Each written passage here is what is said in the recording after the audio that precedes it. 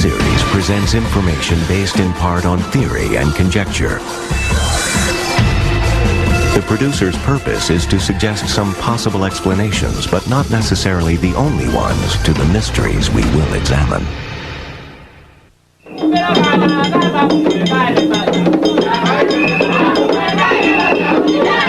The ceremony mingles the demons of humanity's oldest fears with elements of a young religion.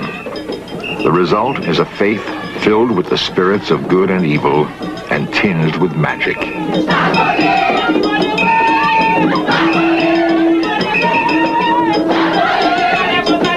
For priest and practitioner alike, the cares of the real world disappear in the ecstasy of celebration. They transport themselves into a domain rich in legend, dark curses, and mystery.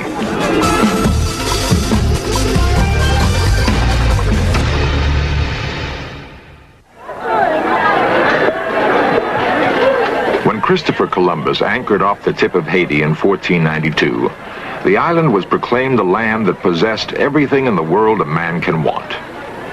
Almost 500 years later, the promise has dimmed. French colonizers plundered Haiti, using slaves to wrench sugar and coffee from the soil. Today, for all its richness, the descendants of slaves live in the poorest country of the Americas. The second oldest republic in the Western Hemisphere, Haiti is the only nation ever to leap from slavery to sovereignty in one bloody step.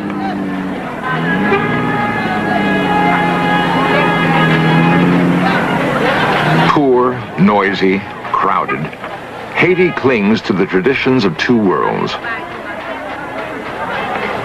The language is Creole, a corruption of French. Officially, it has accepted as its religion Catholicism.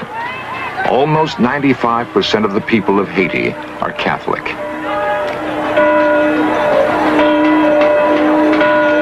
Unofficially, they follow the Hungan of Voodoo. His name is Papa Jouy.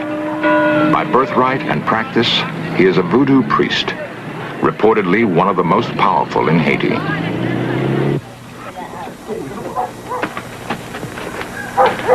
The parish of Papa Jouy perches atop a dusty hillside on the outskirts of Port-au-Prince, Haiti's capital city. No electric lines feed the houses, no pavement covers the roads, no plumbing carries in fresh water or drains the wastes. In two crude temples atop a small cliff, voodoo thrives.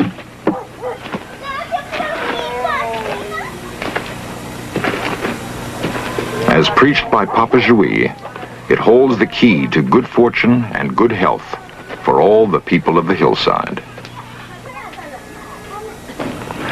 When an expert is asked what lies behind the practice of voodoo, the inevitable answer is it cannot be explained.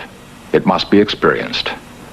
What we committed to film, therefore, is voodoo as it is rarely seen by strangers.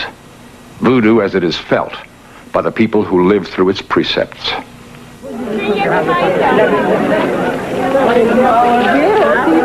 The time is early evening. No formal announcement of a voodoo ceremony has been made. But the activity on the hilltop has attracted dozens of people. The signal that the festivities will soon begin is the drawing of the veve, intricate patterns outlined on the floor in a white sand-like substance. The mark of a veve, however complicated its pattern, is the mirror image created by each design.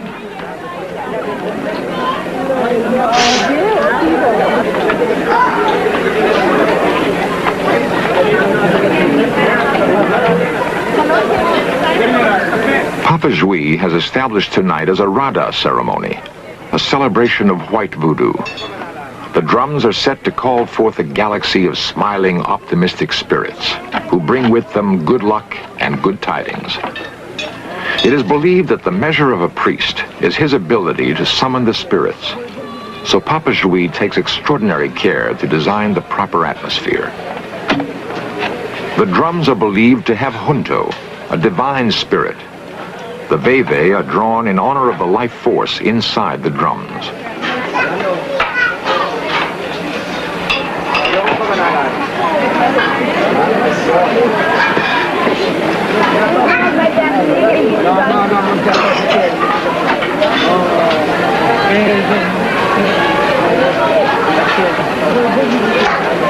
Une première fois, après la deuxième fois, après la troisième fois. Ok.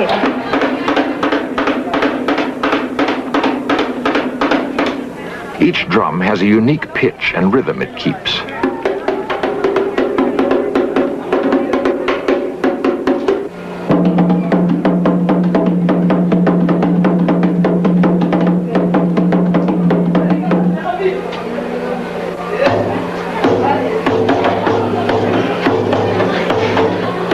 Together, they create the music of voodoo, the hard, driving underpinning of its power. Ah mais non, c'est 3 fois, mon seul. Ça fait 3 fois.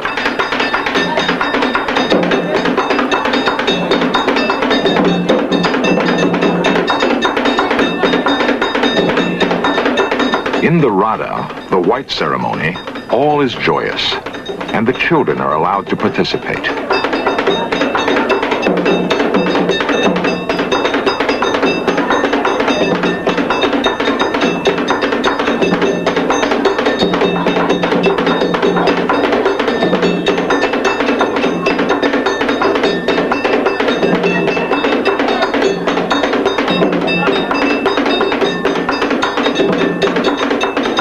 Hunsai gather to launch the night's festivities.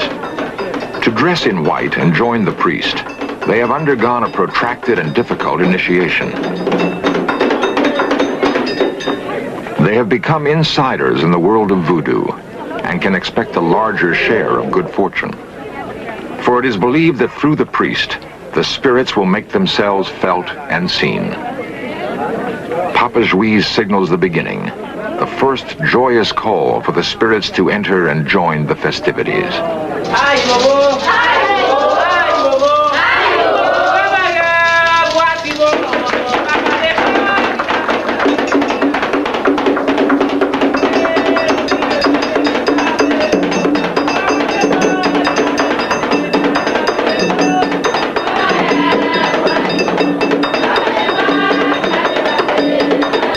From the cadence of the drums comes a moving force that burrows into the human psyche. The bass voice of the biggest drum, the manman, awakens perceptions and feelings that overwhelm the participant. To hear the sound is to feel voodoo.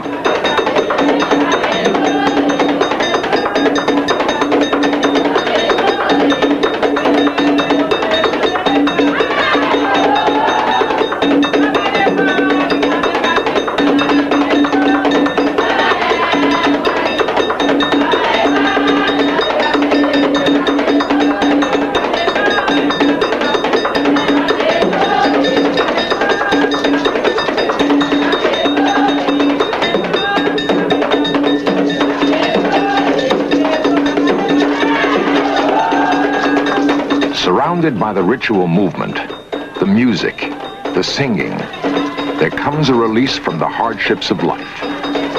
To the Haitian, the feeling clearly tolls the arrival of the good spirits.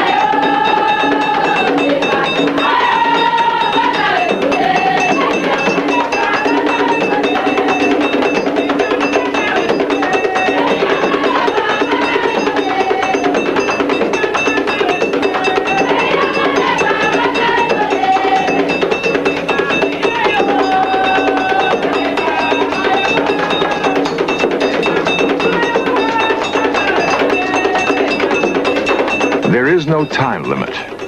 For as long as Papa Juiz decrees, the Hunsai will dance, the drums will speak, and the spirits will enter the sanctuary.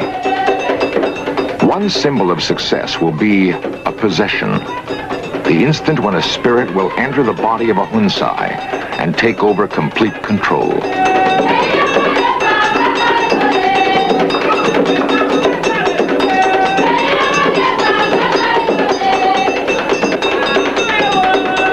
The possession occurs.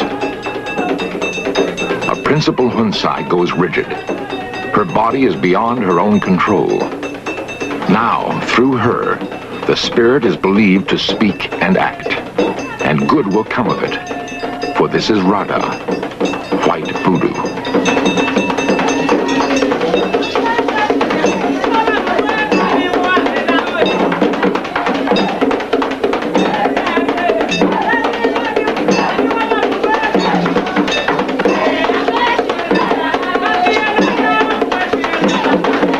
They believe that the only possible harm that can come is that the spirit will vacate the body of the possessed and take with it the body's soul, leaving behind a zombie.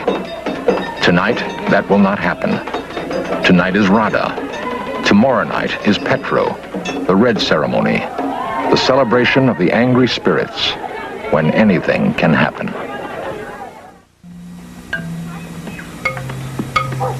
During ages of intricately woven superstition, the role of Papa Jui, the Hungan, has been tainted by the black arts of the magician.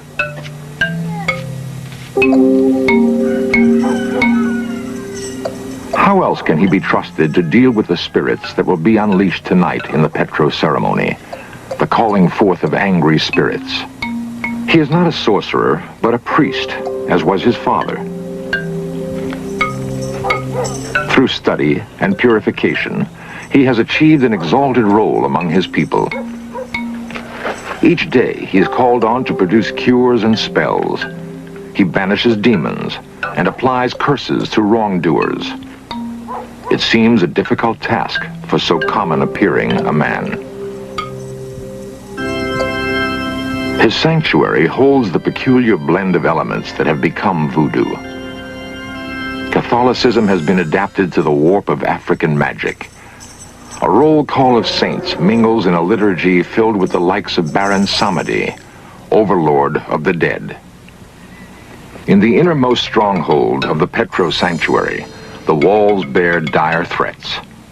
Vengeance is a part of voodoo. To arouse anger against an enemy, it is said that 2 nails must be driven into the beam of his house after a family member has died. Then the dead spirit will be trapped, and in his wrath, he will turn against his former kin. Werewolves abound in voodoo literature. So do vampires, normal people by day, blood-sucking terrors by night. For those who believe in voodoo, the living dead are also real, the zombie. They haunt the nightmares of almost every Haitian child. Papa Jui must cast spells and create amulets.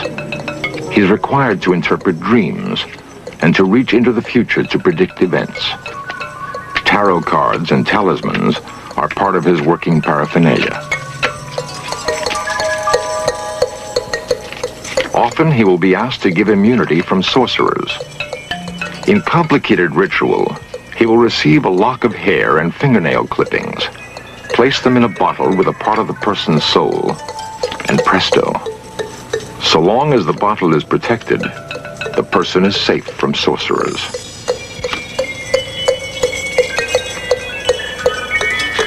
Soon, he will be ready to begin the Petro ceremony. It is crucial that all goes well, for the anger that might be set afoot is awesome. Spirits with malicious natures must be appeased. If they are not, the consequences, he believes, are dire to all who take part in the service.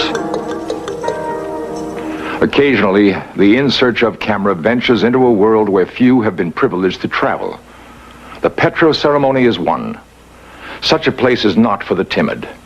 Sacrifice is part of the firmament. So is fire. So is possession. It is a ceremony tainted by blood and enveloped by noise. The coming of darkness signals the first greeting to the vengeful spirits of Petro. There will soon be dangers set loose by the very acts Papa Jouy decrees.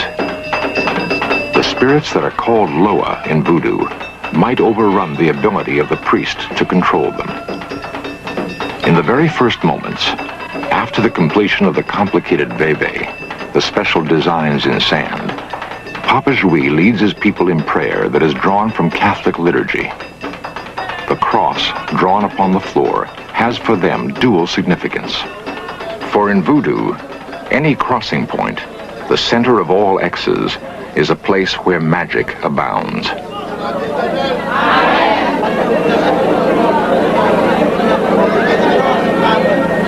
There exists a great gulf between the people and the spirits which they try to appease. The ceremony provides a bridge between the two worlds.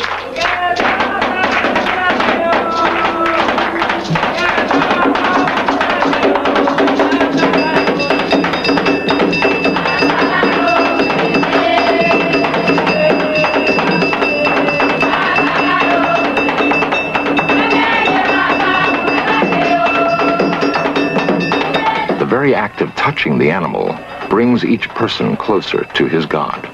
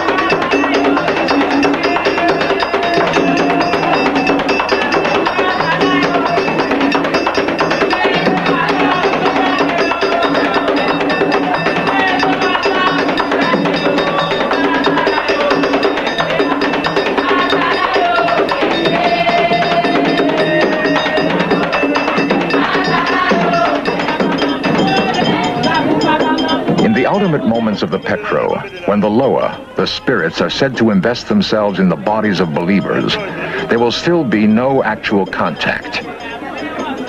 In Voodoo, in order to be possessed, the person's own spirit must first leave.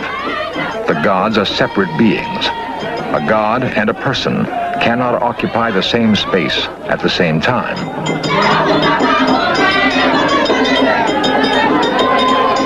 So the person possessed leaves his own body and becomes a horse, carrying the Loa wherever it wants to go. When the Loa, the spirit, departs, the person may return to his own body, an end devoutly wished.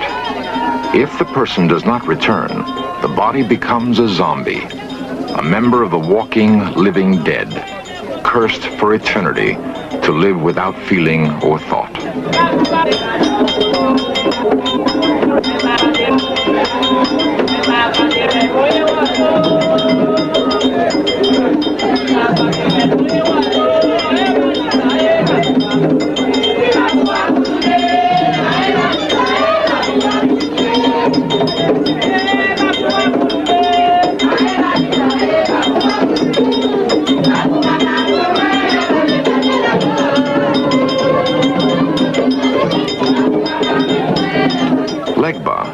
The spirit who makes communication possible with the other gods is present.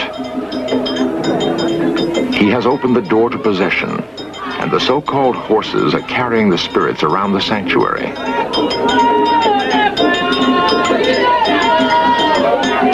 The possessed will remember nothing of what has occurred.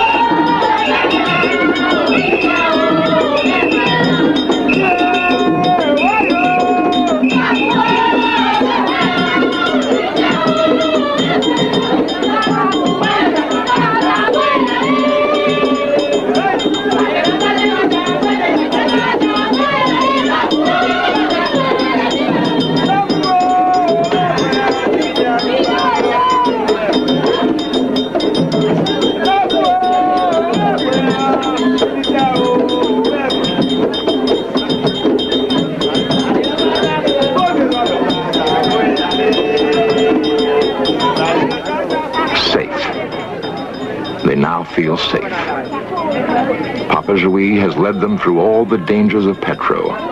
The spirits have been appeased. The Loa of vengeance are calm. Momentarily, they are content. The Petro is finished.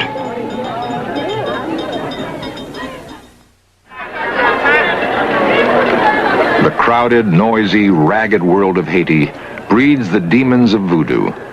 But there are those who contend that the spirits that are set loose in the Rada and Petro are the very center of an ennobling religion. Maya Dern, author of The Divine Horseman, has put it this way. Possession by the spirits is a reminder that man is of divine origin and heir to an uncounted multitude of hearts and minds. That at the root of the universe, the principles of cosmic good endure. That even under his torn shirt, his hunger, the failures of his wit, and the errors of his heart, his very blood harbors monumental spirits. Perhaps this is why voodoo holds sway on the hearts and minds of Haiti.